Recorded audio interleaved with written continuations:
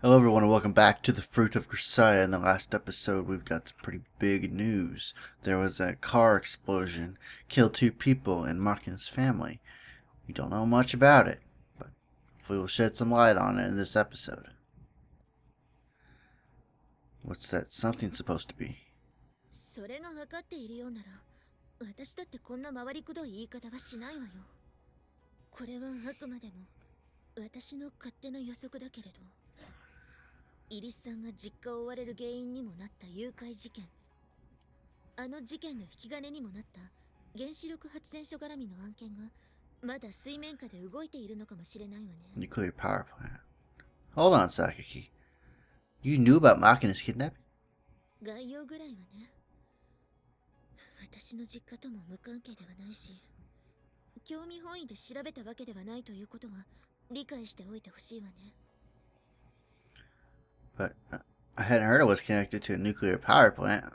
Makina's father was an accountant of the Ministry of Defense, wasn't he? How does that tie together? あなた、その情報どこから？ Don't worry about it. Superior at my part-time job. アルバイト先というのも私にはある程度予想はついているのだけれど、正確なところは聞かない方がいいのよね。 Sorry about Skype going off, guys. That'd be appreciated. Also, I'm nothing but a part-timer. Try to keep that in mind. そうね。今問題にするべきは、イリスさんが何を見てどう関与したか、そこに尽きるでしょうね。There's a sickening swell of uneasiness rising in my chest. What the hell is this? What's going on? マキちゃん、やっと眠ってくれました。Is it all right to leave her alone? はい、今は静かに眠っていますし、ミチル様が付き添っていますから大丈夫です。一体何があったというの？彼女から何か聞けた？はい、詳しい話を聞くことができました。私はマキちゃんのことまだ何も知らなかったんだって、そう思い知らされました。 Why was Makina on the scene of the bombing in the first place? 現場にいたというわけではなくて、近所の喫茶店とホテルにパンの配達に行っている途中だったようです。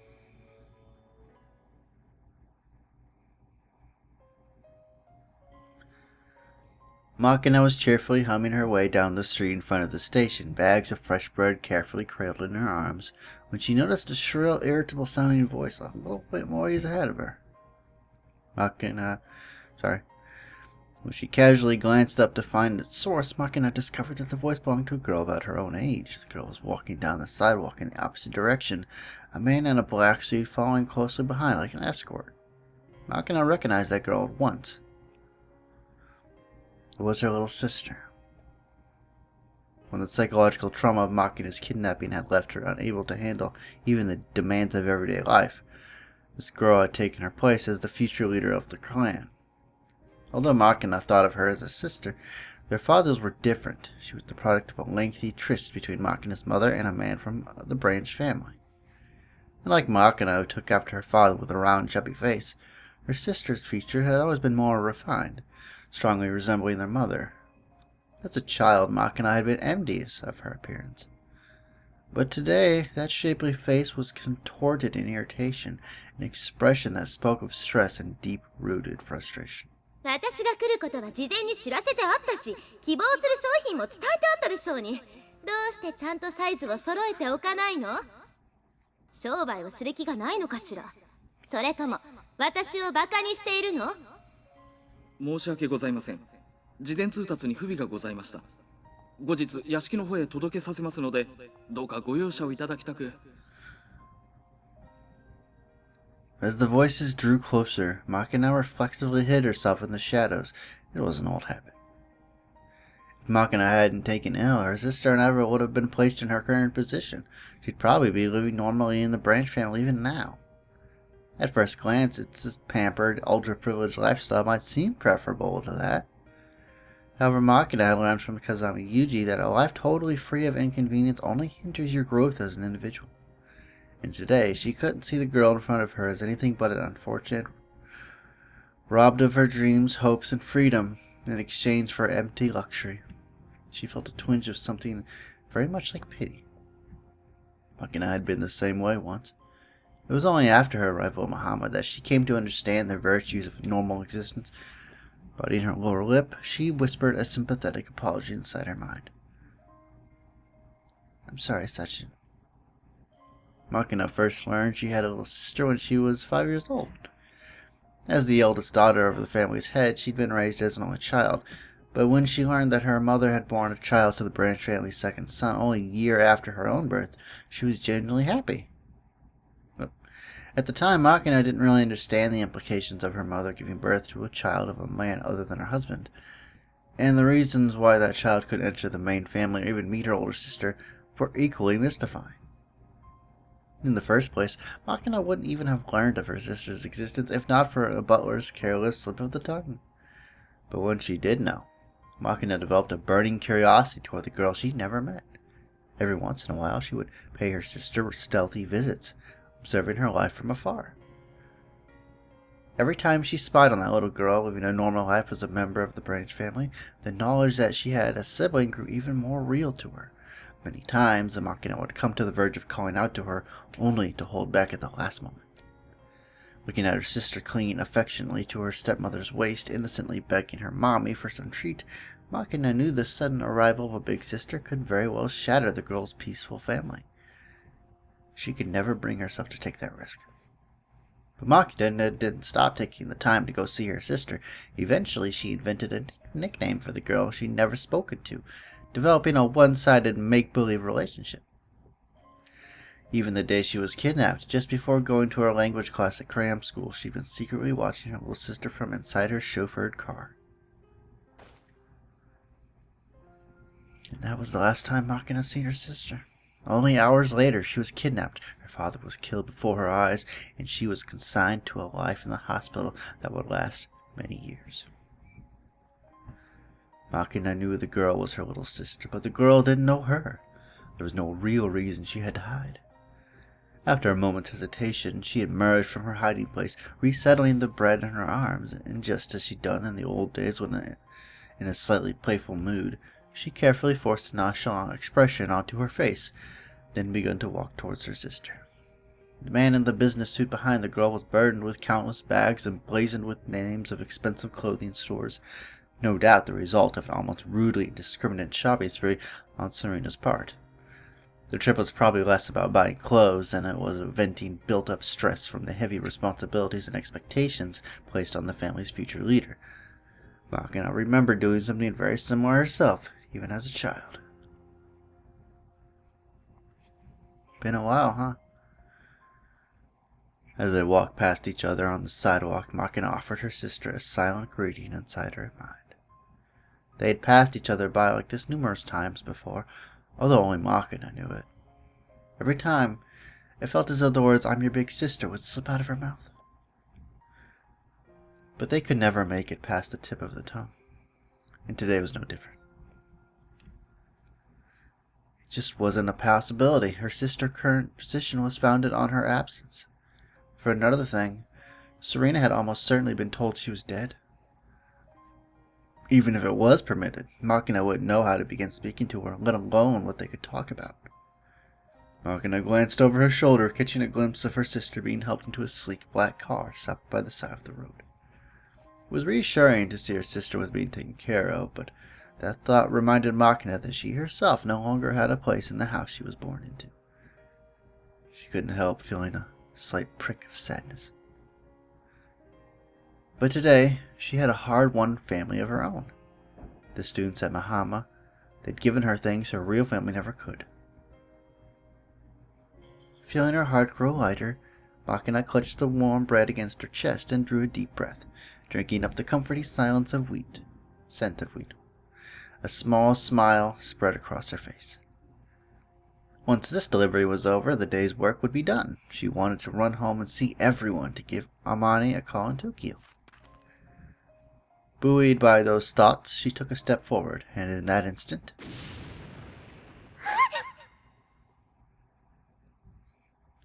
Makina felt a flash of heat against the back of her body, almost like a burst of powerful sunlight. Before she could even flinch, a thunderous roar rattled her eardrums, so harshly it caused her physical pain. A fraction of a second later, fine particles of something like sand swept violently past her, flying down the asphalt like waves. And as the burning wind crawled over her, she saw the light, downy hair on her forearms smoldering.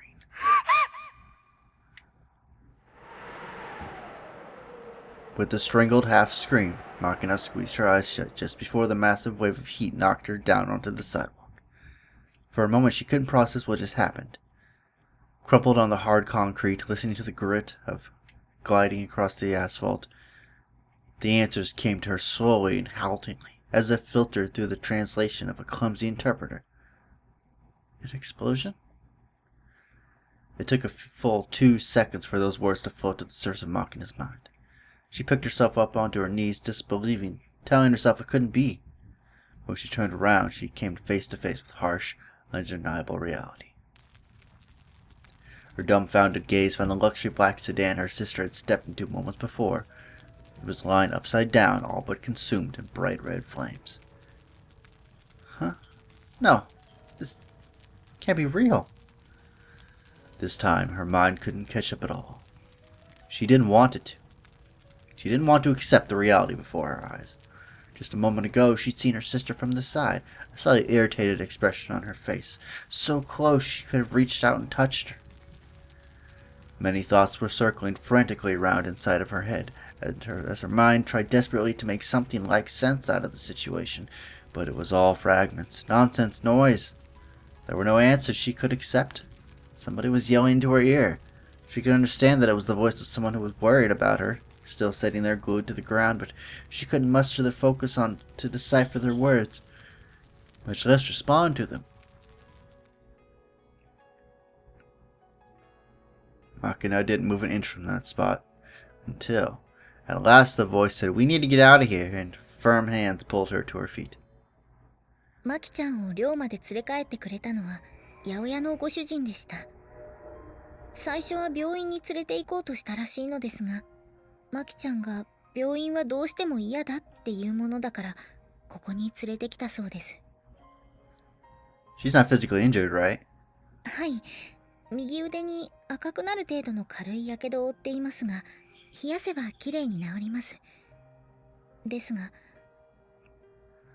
The psychological damage is going to be even more severe. そのようです。 Has to be expected. こんな時、私のような女はただただ無力を痛感するわ。 It's not your fault, Yumiko. Sakiki's words express my current feelings to the letter. I don't know what to do. I don't know how I'm supposed to talk to her. I don't even know what sort of expression I should have on my face when I go see her.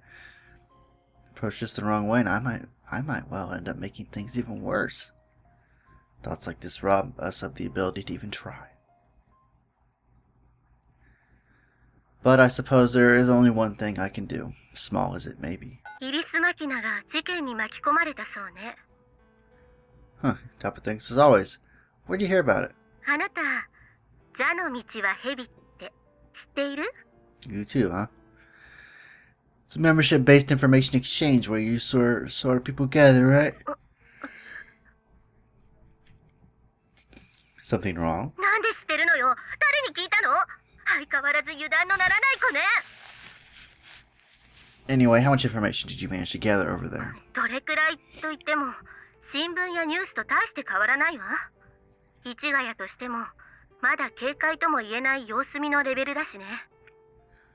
Yet, does that mean there's a possibility of initiating active observation in the future? それはあなたの知る必要のないことです。 Julia, そんな声を出してもダメ。 can I come to your place tonight? ダメ。 I just wanted to have some of your home cooking for the first time in a while. Still no good? そんなこと言ったって、ダメなものはダメなんだからね。 No, when you refuse me that stubbornly, it's as good as admitting there's a high chance that problem's going to get worse. Does this have anything to do with you not picking up your phone lately? The news show seemed to be pushing a theory that this was an act of terrorism motivated by the construction of a nuclear power plant. What's the real story? 答えられないわ。 I see.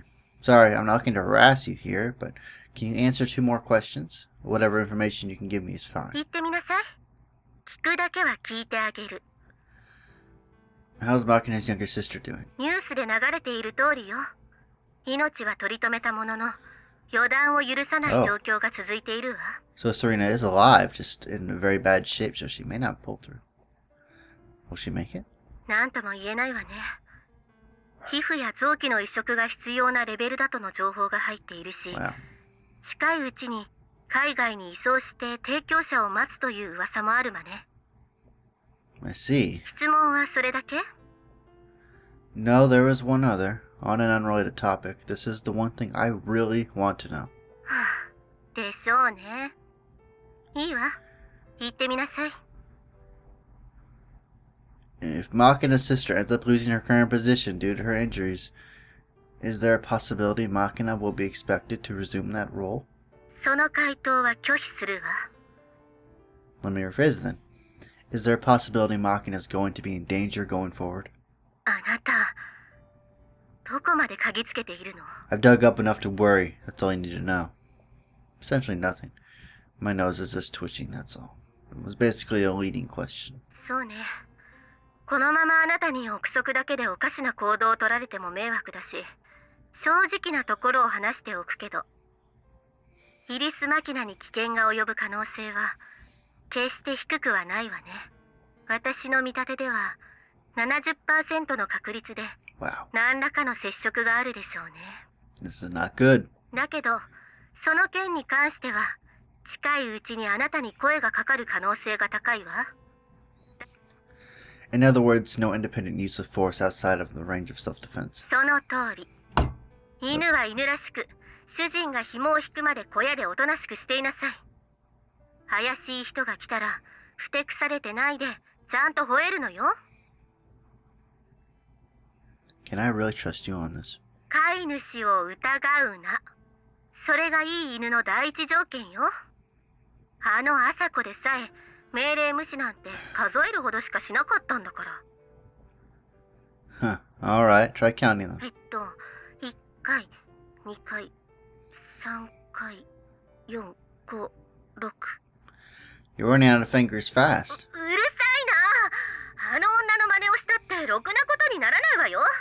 いいから命令があるまでおとなしくしてるの。 Yes, Mommy. あんたみたいな可愛くない子、産んだ覚えはないわよ。話はそれだけ？ Yeah, thanks. I'll be in touch. Well then, what to do? It's clear that things are going to get troublesome in a number of ways. But as always, I'm in the dark on the specific details. JB's telling me to do nothing. That's probably the optimal choice at the moment. Even so, that doesn't make it any easier to accept. Get moving before you start thinking too much. That was a favorite saying of my master's, but JB's fond of acting on the basis of incomplete information is like asking for disaster. For now, it might be wisest just to stay at Makina's side as much as possible while preparing myself for the possibility of an emergency. There's no need to overthink this. I know what I want to protect. I can see it clearly now. Ideally, I'd love to extinguish the source of this fire before a spark spread in our direction, but if that's not a possibility, I just need to be ready for when things do get ugly. After all, you won't find many guard dogs with nastier fangs than mine. I've been sharpening these teeth for a very long time for this exact purpose. Teeth made to catch prey by the tail, drag them close, and rip out their windpipe in one bite.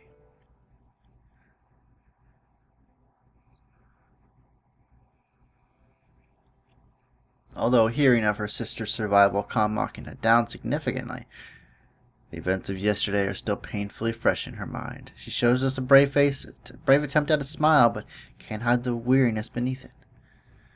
When the girl declares herself uninterested in breakfast, I enlist Sashi's assistance in preparing a unique but nutritious mackerel pumpkin soup from Amani's recipe notebook.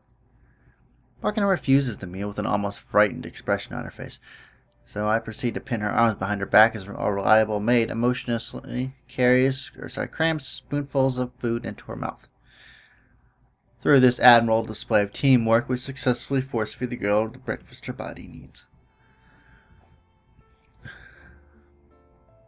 I know it might be a little hard to eat right now, but your injuries won't heal if you don't get the adequate nutrients. 大げさなのよさ。こんなのちょっと日焼けしたようなもんなのよ。 You were lucky this time, yes. Just be grateful that explosion didn't give you an afro. Might sound like a joke, but the hot pulse of air from an explosion burns their hair starting from the tip, sometimes curling it pretty dramatically. As a general rule, it's a good idea to brush your hand over your head when a bomb blast goes by. Often as not, cinders that used to be part of your hair will fall off like sesame seeds from a bun. Alright, this is a good opportunity. Why don't I teach you the anti-explosive self-defense procedure? おお、何それ。言葉の響きだけでもちょっとかっこいい感じなのよさ。 Listen up, Makina. The sentence, "It's getting dangerous these days," isn't just a vapid catchphrase of self-satisfied middle-aged men who think they'd figure out how the world works. As you were reminded yesterday, there truly are countless dangers lurking all around us. When such threats arrive, they arrive suddenly, and all too often we are completely unprepared to defend ourselves. Indeed, such complacent carelessness has become an unfortunate element of our national character. This is the very reason Japan has earned the disgraceful title of pacifist patsies among the major powers. おお、なんかまた面倒なこと言い始めたって思ってるけど、お首にも出さずに真摯に受け止めているふりをしておくよ。 I do know that Japan, at least until recently, did not allow their army to get into conflicts or whatever in other parts of the world. So they were pretty pacifist after World War II happened, which makes sense. Look, kid, even if you're thinking that sort of thing, it's better not to actually say it. ごめんよ。そんで、大爆はどうなった？ Okay, let's try this again. I'll now initiate you in the basics of personal defense against explosions. Listen carefully. The fundamental principle is go to the ground when an explosion is coming. Get down first and think later. 爆発の危険を察知したら、まず伏せろ。 Indeed. Go prone and get yourself as flat to the ground as you possibly can. With the exception of some specially designed charges, explosions naturally tend to direct their power upward. If there's a foxhole nearby, claim it. Doesn't matter if it's full to the brim with a mixture of muddy water and excrement. Doesn't matter if your buddy's pathetic corpse is lying inside. Jump in it without a moment's hesitation. 迷わずタコツボに飛び込め。 After this, assume the anti-explosive position. There's a small flap of cartilage in front of your ear hole called the tragus. Strongly press down on these with your thumbs to protect your eardrums. Next, open your mouth wide. This reduces the burden on your eardrums and keeps your lungs from popping like balloons under the pressure of the shockwave. 耳を塞いで、口を大きく開け。爆発から鼓膜を守る。 You've experienced for yourself just how powerful that shockwave is, so I'm sure you can understand, but don't underestimate that pressure. When an explosion occurs indoors, it's even more powerful. If you're close to the blast, it's like being squeezed in the hand of a giant. The pain is intense. Sometimes the pressure can push your eyes clean out of their sockets. While pressing the tragus on both ears with your thumbs, use the remaining fingers to cover your eyelids. Keep your eyeballs where they belong and defend them against the flash of the explosion. 両手の指でまぶたを押さえ、爆発と閃光から眼球を守ります。 Good. Alright then, next up, we're beginning image training based on a hypothetical scenario. Situation as follows. Recon mission in the subtropical jungle. This time, dawn. Your enemies are powerful local guerrillas. They're well equipped and have the excellent morale. Enter the scenario. 状況に入ります。 Enemy raid. At my abrupt snarl, Makina throws herself flat on the ground. The enemy have ambushed you. Your position is pinned down by machine gun fire. Don't raise your head an inch. Keep that chin nuzzled to the ground and crawl on the ground to the trench visible ahead. Just as instructed, Makina creeps along the floor on her knees and elbows, clutching the imaginary rifle. A moment later, she slipped her body into the space between the bed and the table. くぼち確保。 As Makina screams this report, she repositions an imaginary iron helmet on her head in order to regain a clear field of vision. Not half bad. She seems to be pretty deeply into the scenario. And coming from an enemy position, M69, assuming the explosive defense position. 大爆防御。 Makina promptly plugs up both her ears, opens her mouth wide, and strongly presses down on her eyelids, lowering her body as close to the ground as she can. She melds her body with the trench, tensing in preparation for the blast. Kaboom! Are you damn fool? Your rear end sticking up in the air. Shrapnel has just robbed you of your left buttock. Get it down. Get that ass down. I vigorously trampled down on Makina's rear and to emphasize the point. Basic grenade technique is to throw at 2-second intervals. The next one's coming. Assume the explosive defense position. Okay, kaboom. ちょっと朝っぱらからどんどんうるさいわよ。何やってんのよもう。 Just your typical early morning anti-explosives training. If you think of it as an expression of diligent devotion to national defense, doesn't this almost bring a tear to your eye? You're welcome to join in, Michiru. やんないわよ。つうか何よ対爆訓練って。 As you know, Makina happened on the scene of a terror bombing yesterday afternoon. Accordingly, we're training to deal with similar scenarios. There's no downside to acquiring as many survival skills as you can.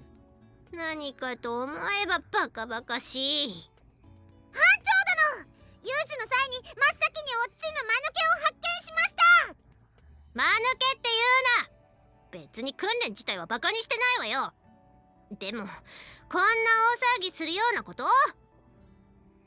Well, I thought a silly over-the-top game might briefly get Makina's mind off the fact that her little sister's fighting for her life, but probably shouldn't have said that out loud. Okay. 思い出させてどうすんのよ。 Sorry about that, Makina. Michiru says we're being too noisy, so it seems we'll have to call this training off. へ